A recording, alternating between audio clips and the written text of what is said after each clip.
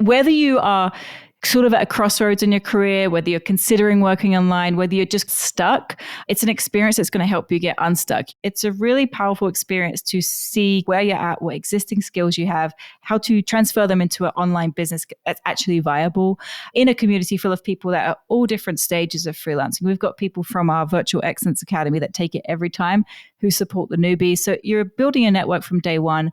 You're doing things that actually move the needle, and you're getting support in those most pertinent early days. This is the Maverick Show, where you'll meet today's most interesting location-independent entrepreneurs and world travelers, and learn the strategies and tactics they use to succeed. And now, here's your host, Matt Bowles. Hey everybody, it's Matt Bowles. Welcome to the Maverick Show. I just want to start off by letting you know that I have narrowed down and compiled my top 10 smartphone apps that I use while traveling the world as a full-time digital nomad.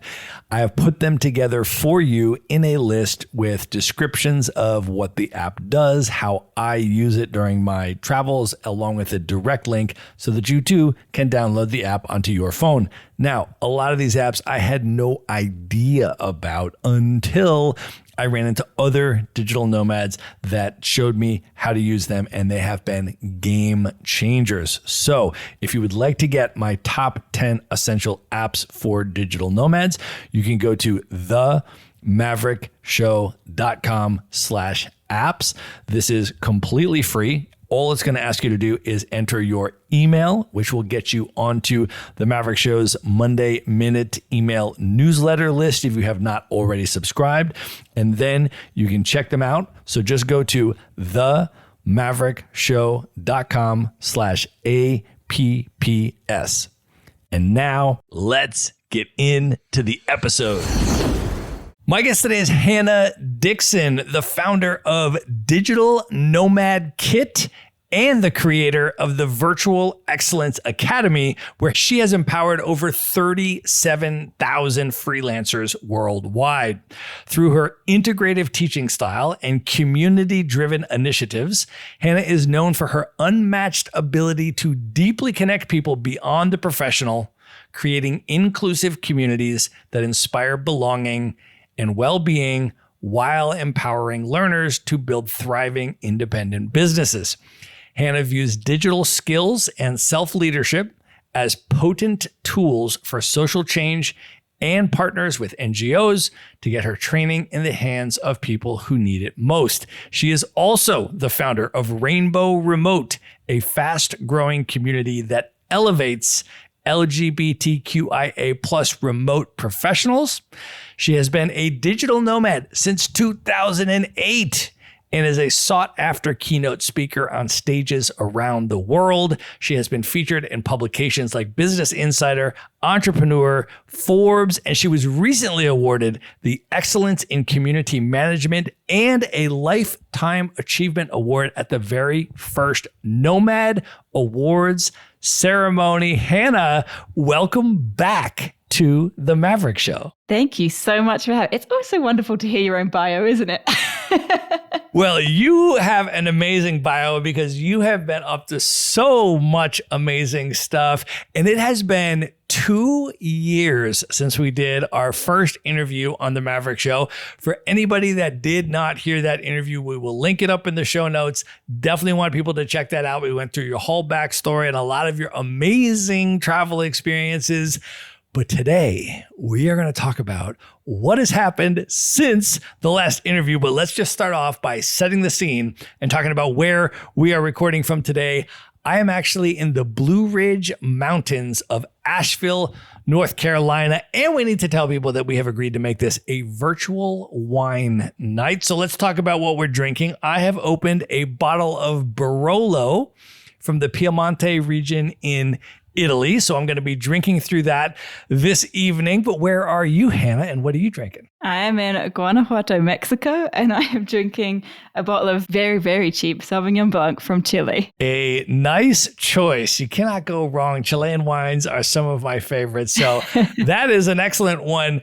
I feel like we should begin this conversation with the trip that you just got back from, because you just went for your very first time to one of my all-time favorite countries in the world, Brazil. Can you share a little bit about what you were doing in Brazil and then what the experience was like? What was your first impression, your first time going to Brazil? We had talked about Brazil, I think, in Lisbon last year, and you had told me it was one of your favorite places because it was one of the most beautiful places you've been to. I think you compared it to Cape Town in terms of beauty. My first impression was, wow, this really is as gorgeous as Matt said. So I was in Rio for just under 2 weeks. It was a short trip this time. I want to go back. I need to go back. There's so much more to see and do. But I was there for a conference for the Nomad World where I was speaking. So I did kind of have my hands busy with that, but I did manage to get to the beach a little, do a few of the tourist spots. I need to get back and I need to dig my nails in deeper and see more of this amazing country. But my main impressions are gorgeous, absolutely gorgeous, amazing people, love the samba, and I need to get back there ASAP. Well, let's talk about the conference you were at. Big shout out, first of all, to Gonzalo Hall, who Maverick Show listeners know because he's been on the podcast. Can you share a little bit about what the conference was all about, what the scope of the event was, and then share a little bit first maybe about your keynote talk and what that was about? The Nomad World is for digital nomads or aspiring digital nomads, remote entrepreneurs to connect, collaborate, all those kinds of things. I think what I really like about what Gonzalo's doing is he's trying to get Rio on the map for nomads. What I did find, I'd say this is one of the cons that I found in Rio specifically, was the infrastructure didn't seem quite ready for nomads. So I think he's trying to change that narrative and introduce people to the co-working spaces and entrepreneurs and initiatives that are going on there. So that was very cool to experience. My talks, I did a keynote on advanced freelancer strategies. So how to make your career more sustainable, ways to diversify your income, that kind of thing. And then I also was on a panel about the future of digital nomadism, which I was skeptical about being on, if I'm honest. And then it turned out I had a lot to say once I was up there. Talk a little bit about the panel, because it actually turned out that there were a number of other Maverick Show guests who were at that conference and speaking at that conference. Jordan Carroll was one of them, for example. Can you share a little bit about who was on that panel and then what some of the discussion topics were, how the conversation went? Sure. Have you ever been to one of Gonzalo's events? Because when he does these panels, he always gives a disclaimer. No one recording, anyone says what they want to say, which I like. And I got up there and it was Christopher Dodd from Chris the Freelancer. Gonzalo was hosting. And of course, Jordan, as you mentioned. Maybe Jordan and Chris, who are both on the panel, have been nomads for a long time, like myself. Maybe it's the age bracket we're in or the amount of time we've been doing this. But all of us came to the conclusion that we're finding nomad life to be much more fruitful while having a base. I think the main point for all of us in different ways, completely different ways, but was having some kind of sense of community. And while I have had that, I've had that virtually, I've had that in person, I've had that as I've traveled around the world. I go back to the same places often to see friends and people in places that I've connected to. And this was my personal take. Having a place where our connections aren't based on business and or travel somehow has felt deeper for me and felt more fulfilling and allowed me to grow in different ways as a person. I feel like my identity was very much wrapped around being a traveler, being an entrepreneur. And so to be able to be here and to connect with people in a completely different way and feel so connected to them that I don't really want to leave. I think that was my standpoint. I know for Jordan, he created some amazing things in Colombia and he just needs to be there now and he loves it. I know for Chris, it's been similar. He found love, he found community in one place. And yet we all still want to travel. And I think one of the other discussion points was really how it's changing the nomad space. And I think it's changing in a way that we're seeing more sustainable communities popping up, more niche communities. I don't know if you've heard of Rural in Spain was a really good example of that. But people who are not necessarily traveling in the way that maybe we have been traveling in the past, moving more quickly, going from place to place, exploring new places all the time, but maybe coming back to a more simple way of life while still using technology to have, an income from anywhere, but coming into places where we can connect around shared values. I always use Rural as an example because I think they're doing such a great job of that and seeking out those things that I think, and that a lot of people in that panel were talking about, I think we've lost as humans, which is being in smaller communities. Have you ever read the book Sex at Dawn? No. It's kind of about polyamory and how we live in communities and stuff like that. But one of the core themes of it is talking about how we can't sustain community after 150 people. And that after 150 people is where you start getting wars and disagreements about ownership of land and that kind of thing. And I think that actually, historically, we always say like humans are inherently aggressive or humans are inherently possessive over land and possessions and stuff. We're not. Actually, we weren't at all. It's something that happened when we started getting land ownership and agriculture and all that kind of stuff. So I think that the digital world is allowing us to come back into smaller communities like this that are far more intentional. And that's what I see the trend has been for the last couple of years in the nomad space. And maybe that's just in my circles, but it was echoed by the other people on that panel as well. So for you at this point, and you've been digital nomading since 2008, which is 5 years before I started. So what for you at this point in your journey is feeling like the ideal travel lifestyle? How much to be at your base? How much to be traveling around the world? How are you structuring your lifestyle this year? So I'm spending a month at home and then a month away, month at home, month away. Obviously, it changes around conference season. You've got your shoulder seasons where maybe I'm away for 2 months at a time, 3 months at a time. When I saw you in Bangkok, I would think I was away for a 3-month stretch. And then I spent 2 months at home. Then I was away for a month. So it changes. It changes. But I'm in and out. Well, let's talk about Bangkok and some of the other places we've hung out together around the world since our last interview. And maybe give folks a little bit of background about why Thailand is so special for you in your travel journey and why you're so intentional about returning to Thailand every year. Yeah, it was the first place I ever traveled to outside of Europe when I was young. And I think it just blew my mind and I loved it so much. And I just always gravitated back to it. I have so many great friends there now. And like I said, for me, community has always been essential. And so for me to go back there, it feels like a coming home when I go there. I intentionally make time to go there every single year. It doesn't matter what the rest of the plans are or what anyone else wants to do. I am carving out my 1 or 2 months in Bangkok on my own every year because it just is a place where I feel like I can rejuvenate. I feel like I just get everything I need for the rest of the year, creativity-wise, inspiration-wise. I get that amazing connection with my friends there. So it's just a place. It's like one of my soul places. So this past year, you and I met up in Bangkok and we both were at the Extraordinary Travel Festival, which is an event once every 2 years put on by Rick Gazarian, the global Gaz, who Maverick Show listeners know because he has been on the podcast. And we met up there. What was your experience at the ETF? I came to support you. I came to see you. Of course, I got more out of it, but the highlight for me really was seeing you on the stage and speak so passionately about your experiences, about Palestine, about everything that's important to you. That was honestly, I think, the most impactful part of that experience for me. I made some good friends there, but that was really why I went. And that was the biggest takeaway, was seeing you shine. Well, it meant a lot to me to have you there. And thank you very much for your kind words and all of your support. It was super fun to hang out with you there and get to meet people. I feel like the folks that came out to that event, it was a very different crowd than comes to a lot of the digital nomad events, because the concept of the ETF is that it is for people who have either already been to every country in the world or people that are actively pursuing the goal of traveling to every single country in the world, which is a very different type of travel framework and goal than a lot of the digital nomads that come to a lot of these other conferences. And so for me, it was very interesting. I've interviewed a number of people that I met at that event on the Maverick Show since then and have had some really, really interesting conversations and some really interesting connections with people. So that only happens once every 2 years. And it was super fun that we were both able to be there and hang out with folks in Bangkok. And then shortly after that, I saw you again on another continent. We were able to meet up in Lisbon in Portugal. And do you want to talk about what you were up to in Portugal? Sure. Yeah, that was a quick passing ships type moment. I was in Lisbon because I was passing through on my way to Madeira for Nomad Island Fest, where I was also running Vacation. That's an event I run every year for VAs and freelancers to connect in person. So we had met, I think it was the day before we flew to Madeira with our little Vacation crew at Time Out Market. We had a meal, we had a hug. And it was good times.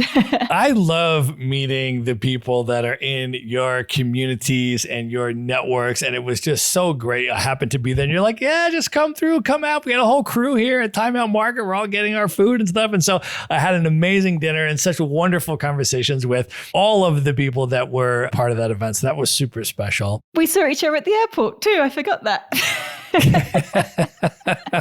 And then we were like, oh, he's so well dressed. That is right. And we also saw each other at 2 different travel conferences in the United States. The first one was Nomadness Fest. Big shout out to Evita Robinson, who organizes that event, founder of Nomadness Travel Tribe, who has been on the podcast. First, give folks context of what the conference is, and then what was your experience like there? So the conference is primarily aimed at BIPOC travelers and the unique experiences that they have traveling.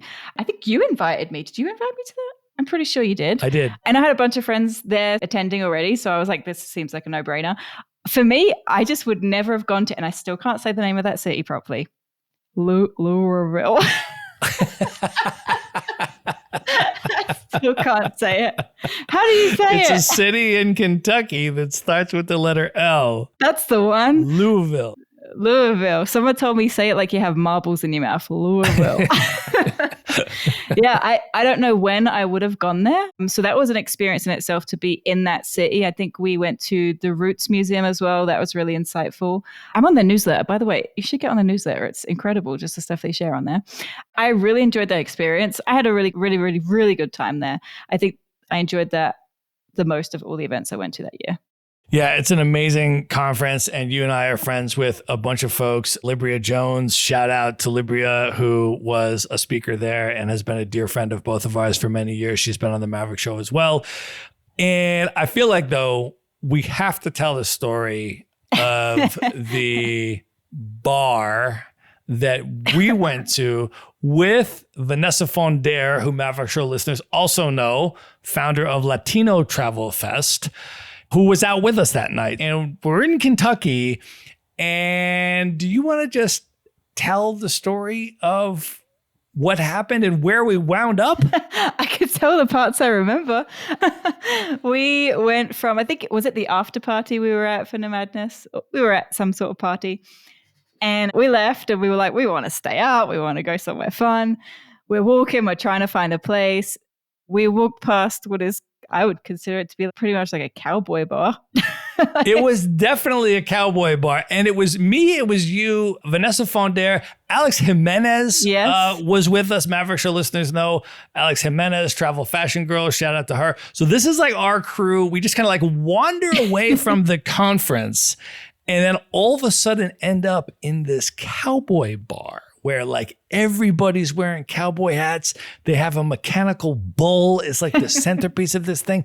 And so we're all there. We're talking. I say to Vanessa, because I wasn't standing next to you at this moment. Yeah. And I say to Vanessa, would you be willing to ride the mechanical bull?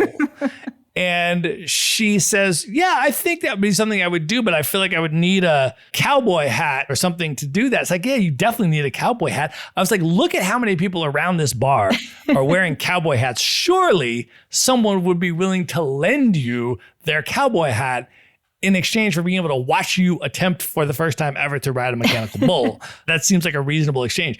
So I'm like, let me just go up and ask a few of these people if they would lend you their cowboy hat. I go up to a bunch of these people and I explain the situation. And would you lend her your hat to ride the bull? And people were just staring me down. Stone face. They were just like, absolutely not. I mean, they were not entertained by this. They were not smiling at this. They were not remotely willing to consider doing that. It was like an absolute hard no. Why would you even ask me that question? And I was like, whoa, this is like super difficult. I kind of thought it wouldn't be that hard. And then Hannah Dixon walks in. You, I feel like, just have so much charm that emanates from you that I feel like it doesn't matter where, it doesn't matter who, you just are able to charm people, I feel like is what it is. I appreciate that. I've noticed that gift in myself. I wouldn't have done what I did otherwise. And what did you do? Well, I said, I got this. I walked straight up to the first guy and was like, hello, kind sir, could I please borrow your cowboy hat? And he just gave it to me. I know, it was amazing. It was amazing. I mean, I'm getting rejected by everybody. She walks up to one person and comes back with the cowboy hat. It was incredible. And then shout out to Vanessa. Yes. Because she put that cowboy hat on and she rode She did. the mechanical bull for a solid 2 seconds before she got bucked off the front of it and flew over the top. So it was a pretty amazing night. It was. So the other event that you and I attended together that I feel we need to talk about is the WITS Travel Creator Summit, which last year when we were there was out in Utah. Can you share a bit about how the WITS Travel Summit was for you and what that event is all about? My understanding is that it's geared towards travel content creators. So a little bit out of my wheelhouse, but I learned a great deal of stuff there, which benefited me because I've had some paid brand deals as a result of the things I learned going there. I made some good friends there. Obviously, you were there. We had a great time. Salt Lake City was cool. I don't think you came with us that way. We went to a gay bar across from the venue. We saw an amazing drag show. I did not expect to see that in downtown Salt Lake City. Amazing. So much fun. Another place that I would go back to, which I would never have gone to otherwise. There was so much amazingness about Salt Lake City, Utah that I did not expect. I was taking Ubers around the city, and just like when I'm traveling around the world, always talk to your Uber driver because they probably have an interesting story. I had Uber drivers that were from Iran, Uber drivers that were from Palestine.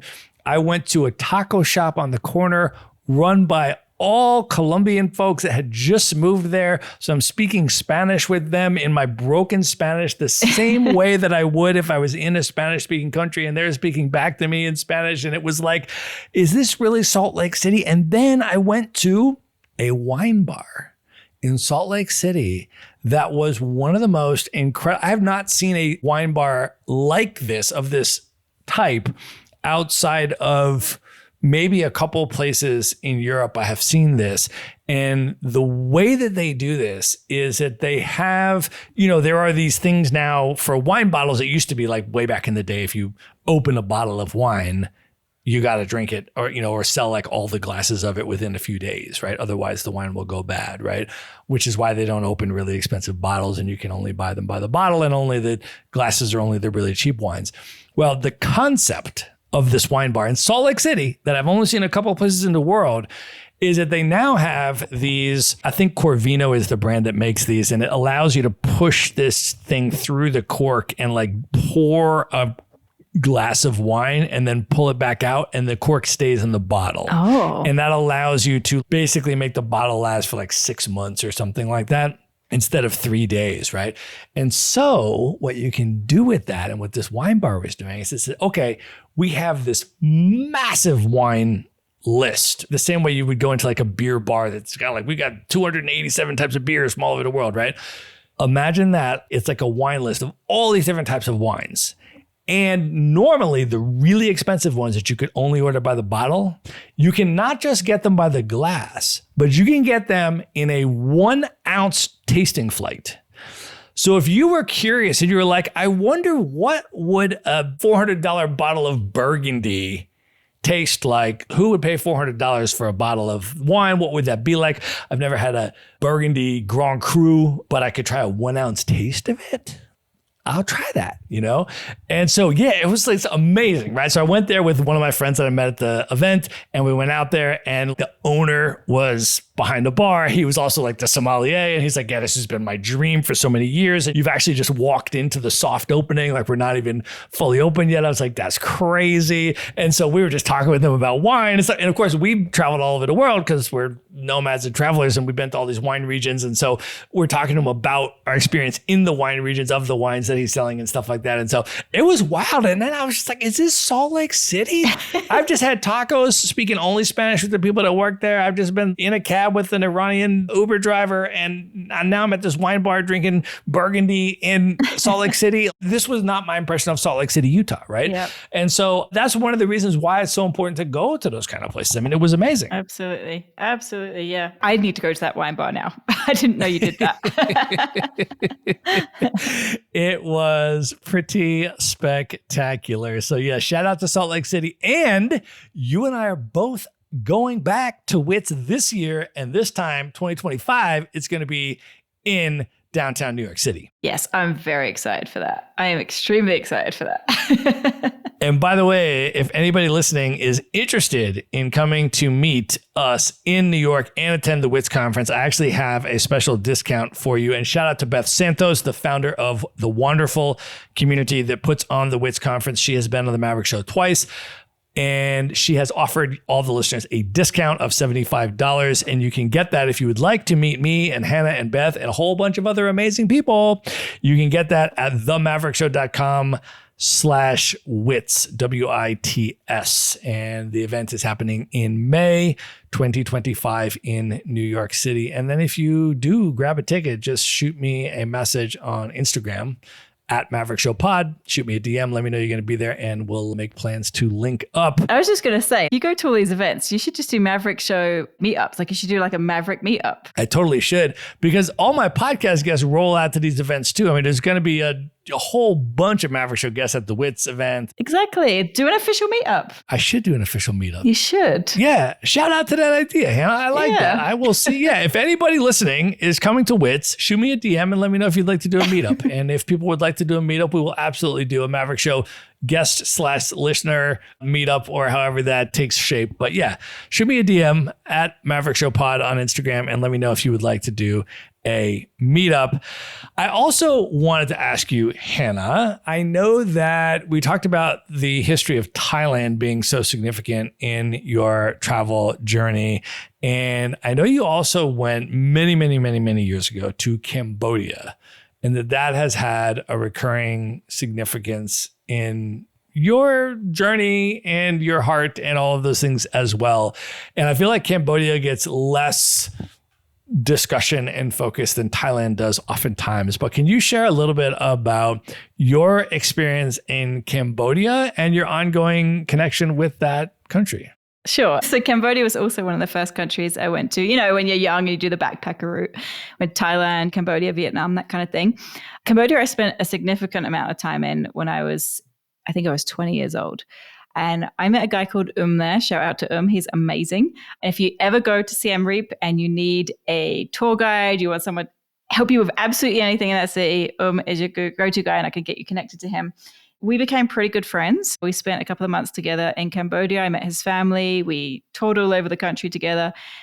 And when I got back to the UK, he had an unfortunate turn of events where he had lost his tuk-tuk. I don't remember how, I think it was stolen, but he lost his tuk-tuk, which was his means of support. And so we set up a crowdfunding and we got him a new tuk-tuk. And it actually was a friend of my mom's. She was going to Cambodia. We couldn't wire the money. He didn't have an account. So I had to send her with cash, and then she had to get it in the local currency and then find him and give it to him in a cafe. And they sent a picture like, we got the money. So he got himself a new tuk-tuk, started his business again. Okay, skip forward a few years. I'm living in Thailand with one of my friends, and my friend has fallen on very hard times. I wasn't in the country at the time. I was traveling, but I had a base in Thailand. She fell on very hard times, didn't have access to her bank account, and found herself in Cambodia. And I was like, well, my very good friend can probably help you out with something. Contacted immediately picked her up from the center of the city, took her way back out into the countryside, and put her up for 3 weeks in his home, living with him. And I just thought that was such a beautiful full circle moment in my travel experience with these amazing connections that you make in the world. And then at the end of her stay, finally some money was wired to her and she was able to take out, I think it was like 30 of the children from the village to the cinema in Siem Reap. And since then, we've just been such good friends and our lives just keep bumping into one another in interesting ways. I just think it's such a nice thing to do when you keep going back to the same places and having these connections and growing these connections and seeing how you can benefit one another long term. I mean, that's friendship, right? But international friendship is always so much more fun. That's so amazing. And I feel like you attract such incredible people into your ecosystem and into your orbit and into your world. You have introduced me to so many amazing people over the years. In fact, since the last episode, one of the people that you introduced me to that I interviewed on the Maverick Show was Lumiana Shehu in Albania. And that was an amazing episode. If anybody has not listened to that, we'll link it up in the show notes. Definitely go and check that out. But can you share a little bit about what you have been up to in Albania and with the Manabu movement more general for people that have never heard of that, and your relationship with Lumiana and what you're doing in that region? Absolutely. So I partnered with Manabu Movement, which is a youth empowerment NGO that primarily focuses on supporting young people in Albania and Kosovo. Typically, they're supporting the Albanian diaspora. And so one of the things that we did was the Youth Virtual Assistant Program. So we did a hybrid model where young people were going through the program with the help of Lumiana in person, obviously to navigate any language barriers, anything like that, and have them find opportunities where they are. So not feeling that they had to make dangerous journeys to go abroad to find work, anything like that, and to become leaders in their own communities. And we've had such incredible results from some of these young people, starting companies, building out products and selling them out, creating youth groups that they're leading in their own villages and in communities. Just incredible, incredible results from this. And we're still in collaboration. Things are a little bit slowed down with some geopolitical situations right now, but we're intending to do more work with these groups and young people in the coming year. And how has your work with the Manabu movement also been a springboard to connecting with other wonderful people and initiatives? So I want to shout out Andreas Wilgerdes because for a long time, I wanted to use the knowledge I had and use the resources I had to support people who need it the most. And I didn't know how to do that. It was Andreas's idea. He connected me with Lumiana and Tehana. Tehana's someone I should connect you with too.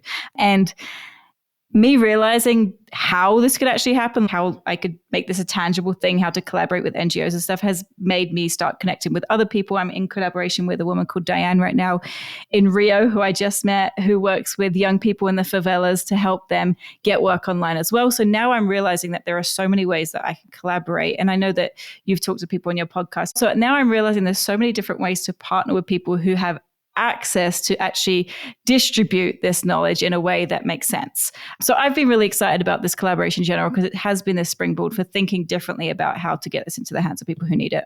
Well, the other thing that I have just marveled at is how amazing you are at building community and bringing people together and facilitating and managing and empowering and all of that. Can you share a little bit about the community that you created, Rainbow Remote, and give a little bit of the backstory of Rainbow Remote? Sure. I mean, the short version is I woke up one day and was like, why is there not a space for queer remote professionals to connect?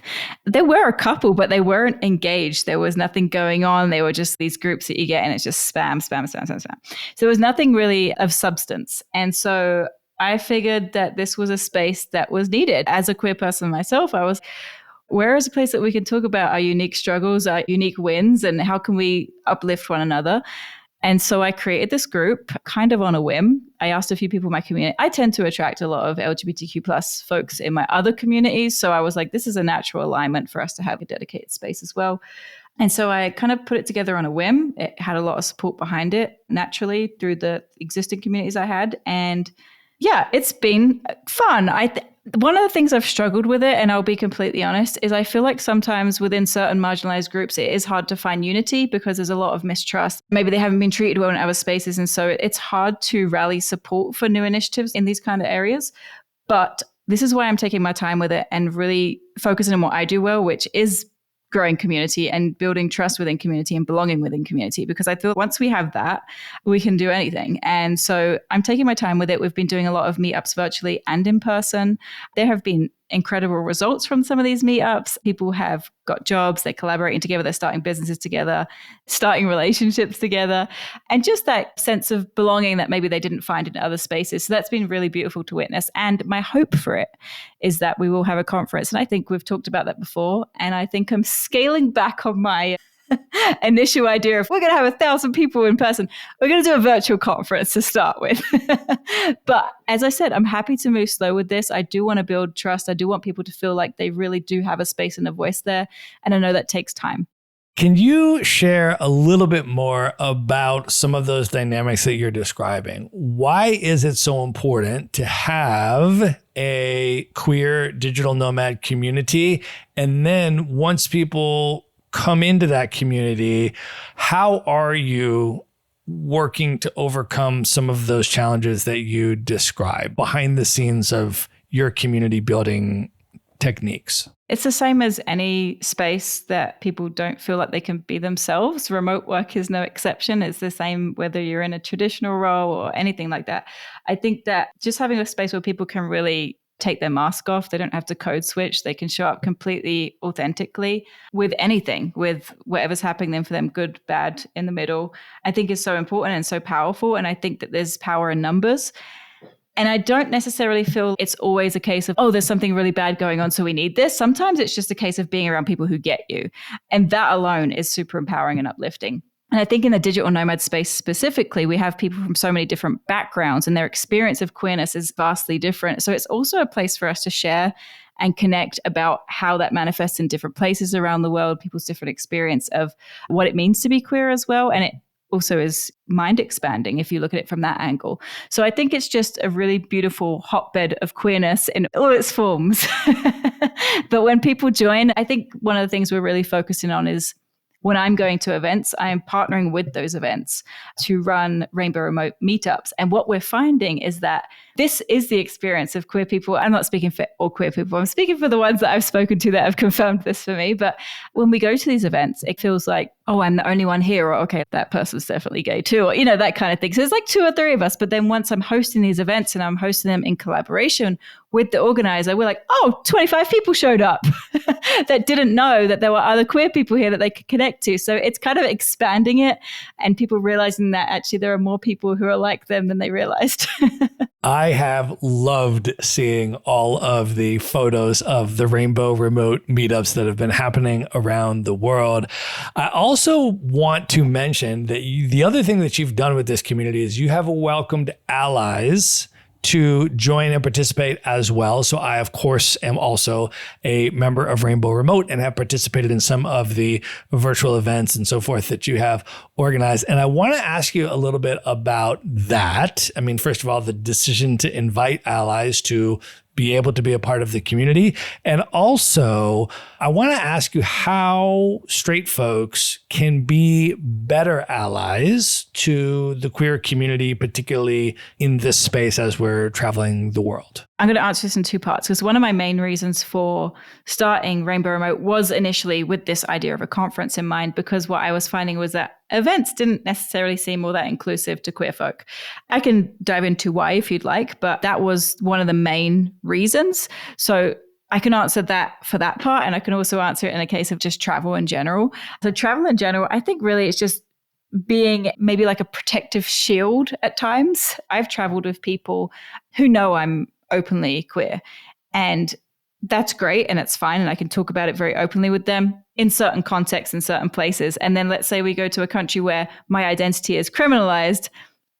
I don't want those people outing me, So I think just being wary of those kinds of things about what is acceptable, what is legal in the place you're in, not outing people, not assuming people's sexuality or gender.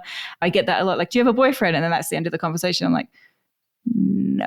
I don't know where to go from there. So I guess being mindful of not making people uncomfortable and making assumptions, being a shield when you do see injustices, if people are being misgendered, maybe you speaking up if you have the greater privilege in that situation. And then I think another thing is supporting queer businesses, especially queer-owned businesses, especially in spaces, in countries rather, or areas that are not necessarily welcoming or even hostile towards the queer community is always a good thing to do. I always make a point of doing that when I travel, even in parts of Eastern Europe, for example. Budapest is becoming increasingly hostile towards the queer community. So I make a point of spending my money in queer-owned businesses. So you mentioned that you could share a little bit more about some of the exclusionary dynamics at conferences and events and this space, and also what you're doing about that in terms of partnering with some of these conference organizers, giving them input, having these meetups, doing this kind of stuff. So would love if you could share a little bit about that landscape and then what Rainbow Remote is doing there, because I think it's really amazing. For sure. And I want to give props again just once more to Gonzalo Hall, because he has been a really loyal supporter of our work at Rainbow Remote. And that's why I continue to go to his events.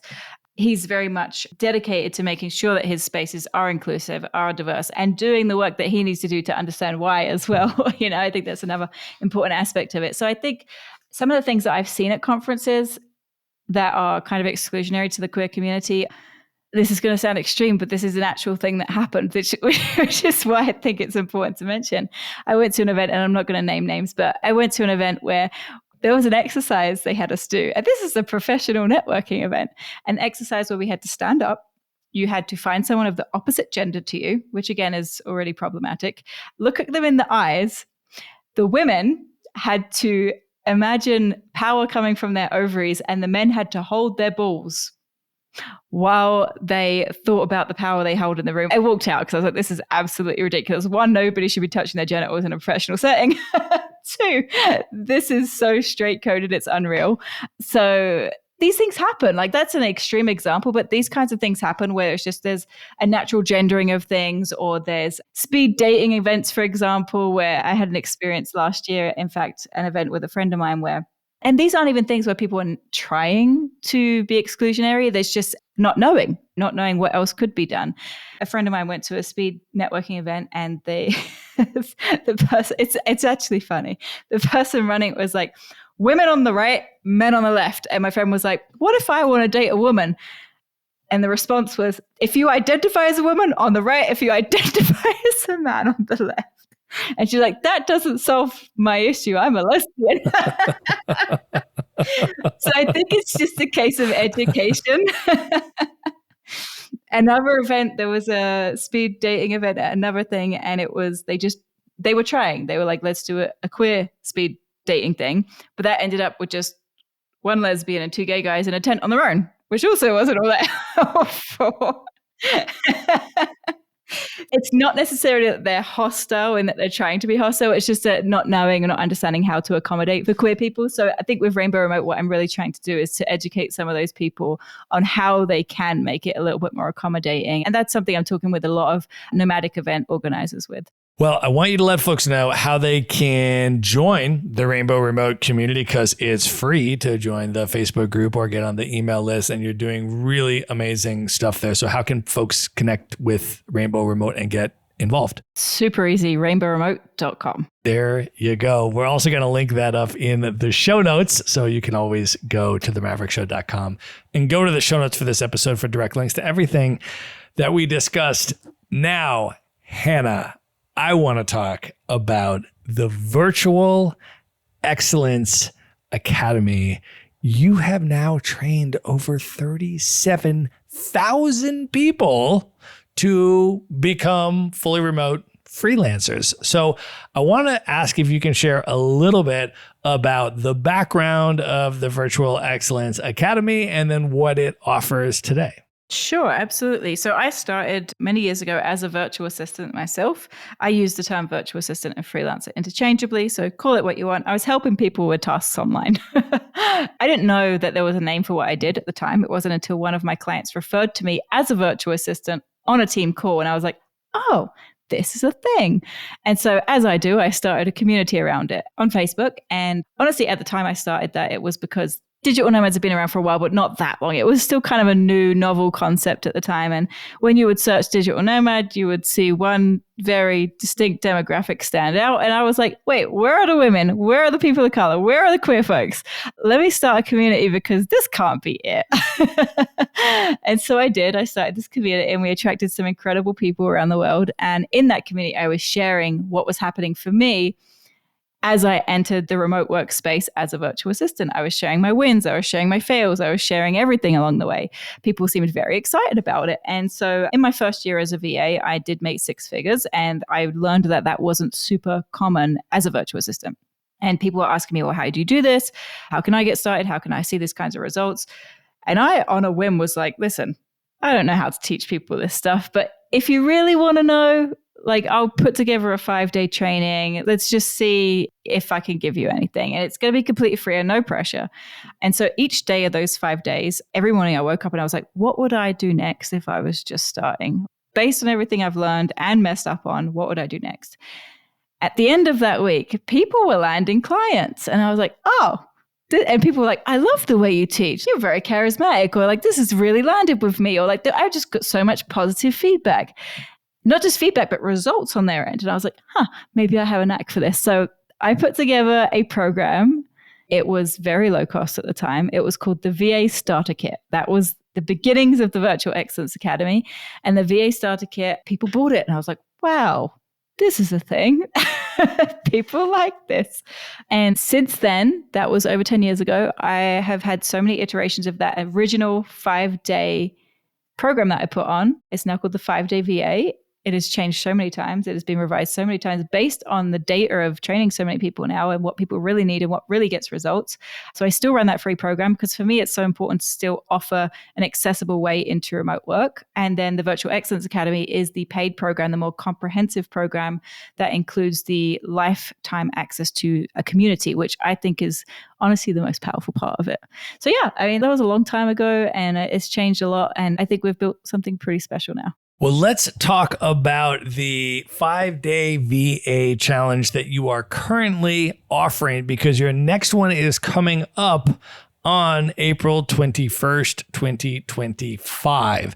Can you share with folks what they will experience if they sign up for your completely free training? What will the experience be like and why should they sign up as soon as possible? Sure. So whether you are sort of at a crossroads in your career, whether you're considering working online, whether you're just stuck, it's an experience that's going to help you get unstuck. You may decide at the end of that, great, I really want to do freelancing. I really want to be a VA. I really want to hone in on this. Or you might think, I really want to go get a remote job, or I have complete clarity about what I want to do next. It's an experience that's going to help you get that clarity. So if you sign up early, one of the things that's really beneficial to do is to get an accountability buddy. As we've run this for so long and so often, we find that those who connect with other people beforehand do have better results. They are landing clients because they're building themselves a network from day one. And one of the things that we are really proud of to offer is that whether it's 100 people take part or whether it's 2,000 people take part, it's always somewhere between that. We allocate resources to make sure there's personal support for every single person that comes through those doors. So you get personal feedback from myself and my team through that week. So it's a really powerful experience to see where you're at, what existing skills you have, how to transfer them into an online business that's actually viable in a community full of people that are all different stages of freelancing. We've got people from our Virtual Excellence Academy that take it every time, who support the newbies. So you're building a network from day one. You're doing things that actually move the needle, and you're getting support in those most pertinent early days.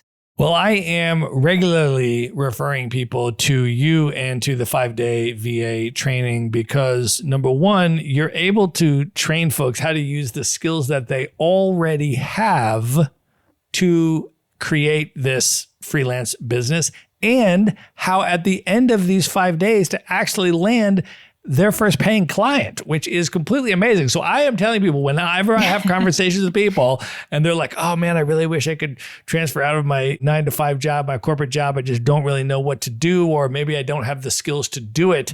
I was like, you need to go talk to Hannah and take this training because you already have the skills. You just need to know what to do with the skills to build that remote freelancer lifestyle for yourself and start getting paid clients independently. And so I am referring people to you all the time time. But for folks that would like to take this training, can you share a little bit about how much time people should plan to commit over the course of the 5 days and what each of those days would be like? What will they be doing in each of those days? Absolutely. First of all, just want to thank you for continually sending people our way and trusting us with your audience. I appreciate that.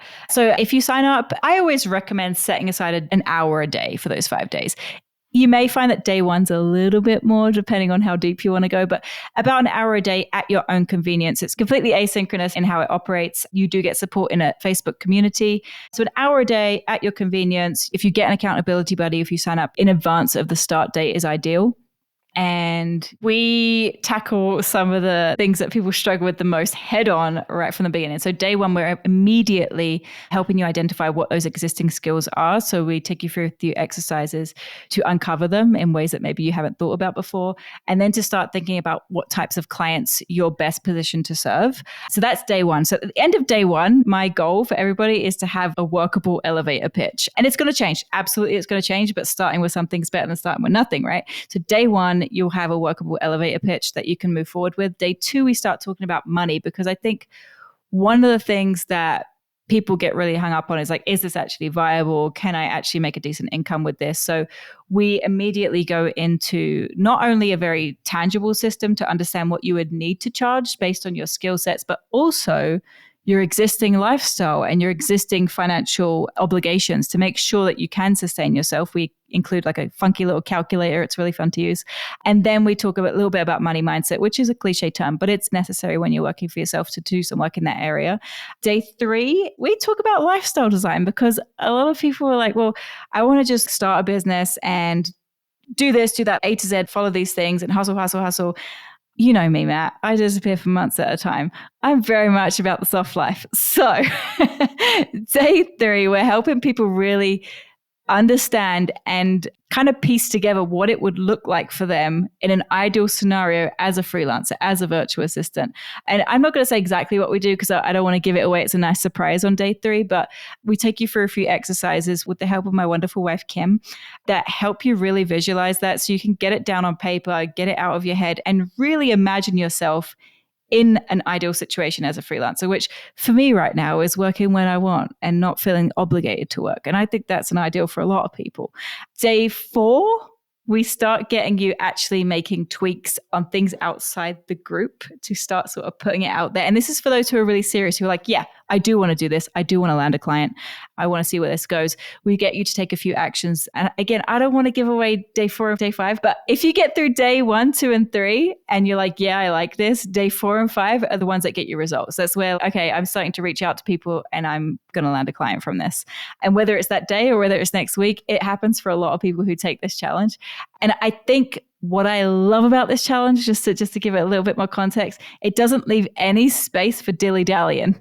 It doesn't leave any, it's like you do stuff that makes a difference and you put all your fears aside, or you put them in a little box for the week, and you do it in community and you do it with support, and things happen when you're brave enough to do those things. Well, I think you are such an amazing teacher. As you know, I have personally paid money for Hannah Dixon trainings myself, and I have referred to you, very close personal friends of mine, as well. And so, folks, this is an opportunity to get this 5-day VA challenge completely for free. It starts on April 21st, 2025, and you can get it at themaverickshow.com/virtual. Just type that in, and we're also going to link it up in the show notes, and that will take you directly to the registration page. You can register and you can join for free. Hannah, I think that is actually an amazing place to end the main portion of this interview. And at this point, are you ready to move in to the lightning round? Dun, dun, dun. Let's do it. Let's do it. The lightning round. I have already asked you the regular lightning round questions on our last interview. So I put together some new lightning round questions for you. And I want to start off just for the entrepreneurs, especially that are listening. If you can share one tip or technique that you use to manage stress as an entrepreneur. Anybody that owns a business knows this concept of the entrepreneurial roller coaster, which goes up and boy does it go down. So when it takes a downswing, what's a tip or technique you have for how you manage stress in those moments? I think making sure that you have community around you that gets it. You need to be connected to other entrepreneurs. One of the things that we do in the Virtual Excellence Academy is taking a very holistic view to entrepreneurship. So every month, for example, my wife comes in and does connection sessions with the group where we talk about these kinds of things that are getting us down in a safe space where we realize we're not alone, that we will get out the other side of this. So number one is community, 100%. Number two, listen, I'm a self-professed lazy person. Take downtime. Like, take it as often as you need it, as often as you can. Outsource wherever you can if you're feeling that stress. And I know that not everybody's in that position. And I know that when I was at the beginning of my journey, I was not in that position. You got to work hard at the beginning. Work is hard at the end of the day. Work is work. But when you're in a position where you're like, listen, I can outsource a little bit of this. I can delegate a little bit of this, whether it's delegating things in your personal life to give you more time to work in your business, or whether it's delegating things in your business so you can actually take rest. Do that. Take advantage of that as often as you can, and then use that time to do anything but business. Allow yourself to be replenished in every other way. Love that. Well, I also want to ask if you can share a tip on how you optimize your productivity and how you structure your day. Because you and I are hanging out all over the world and doing fun stuff and things like that. And yet you run this remarkable business that is just seems from the outside to function at an absolutely incredible level. And I'm wondering just how you are as productive as you are. You write an amazing newsletter. I'm on the receiving end and I'm just like, wow, you do a lot of amazing stuff. And there's a huge amount of productivity here. And yet I also see you having fun and doing all this amazing travel and having all these great experiences. So how do you optimize for productivity? Honestly, when I knew you were going to bring up productivity, I was like, that's a word I don't vibe with. Fair enough. How do I approach this? I have a few principles that I run my business by that are very personal to me and that extend to the team that I work with. I always approach every obstacle with how can we make this 50% easier? Because I really don't want to work harder when we can work smarter. But I work very intuitively. I don't have many structures. I work hard when I feel I have the energy. I relax when I don't have energy. As you know, I'm very good at shutting the world out when I'm in those periods. And then when I'm working, I'm working 16 hours a day and I don't let up energy. Maybe that's the way my brain works. I know that doesn't work for everybody, but in terms of productivity, I really make use of those times where I do feel I'm inspired right now and I'm going to write 20 pieces of content today and I'm just going to schedule it all. So really taking advantage of those highs and then just not giving a crap when the lows come. I think that's actually a really important insight though. And I'm glad you shared that. I think it's important for people to hear that, right? Because I think sometimes when we're in that state where it's just, dude, I can't seem to be productive and I can't seem to put good stuff out there and I'm just not in a space where I can do this work and that kind of stuff. I think it's important for people to hear someone like you that runs a business at the scale that you do to basically say that that's okay. And, you know, the same thing happens for you. And when you're feeling it, go hard. And when you're not, give yourself a break and allow yourself to rejuvenate. So I think that's really important advice for business owners, because I think burnout is a real thing. Also just people putting on themselves when they're not able to. Pressure. Yeah, I think that can be a doom spiral that can get people into trouble. So I appreciate you sharing that. I just want to add to that as well is that I think one of the fears people have around that is that if they disappear for a little bit or they go quiet for a little bit, that it's lost, that you can't get things going again. But you absolutely can, because I'm living proof of that I disappear for months on end and I come back, I write a good post and it's all back again. Do you have one app or productivity tool that you use that you can recommend to people? Yes and no. Again, I'm not big on tools and stuff. My team is big on Notion, and I used to be really big on Trello because I like Kanban style. I like to visualize things with colors and stuff like that. But for me, this is a really simple tool and it works so effectively for me personally in the role that I take in my business now. And maybe this is important to note as well, that one of the things I've done is rejig how our business operates. I only do what I'm good at. Our team only does what they're good at. I'm good at going to events, speaking at events, being the face of things and writing content. I don't do anything else anymore. And so for me to do that effectively, I just use the Notes app on Apple. It's so amazing because you can use hashtags and then you can search. If I write a great piece of content and I'm like, listen, I need to account for next year when I'm not feeling good, I'm just hashtag content. I go back into my content library. I'm like, haven't posted that in 3 years. Let's rejig that and share it again. Notes app. It's amazing. It's amazing. It's such a simple tool, but it's actually really well made. And you have it across all your devices if you're using Apple. So yeah, the Apple Notes. All right. One more question. What is one podcast you listen to or blog that you read that you would recommend to people? I don't listen to many podcasts. I don't read many blogs. You're an exception, Matt Bowles. You're an exception. I get asked this kind of question at a lot of events. What do you listen to? What do you read? I get a lot of my input from community discussions, from in-person connections. And so I don't religiously follow any one particular outlet. As I said, you're an exception because I think what you do is exceptional. So I mostly get a lot of my things from reading the news and then going on social media into the communities that I care about and seeing what people are talking about those things.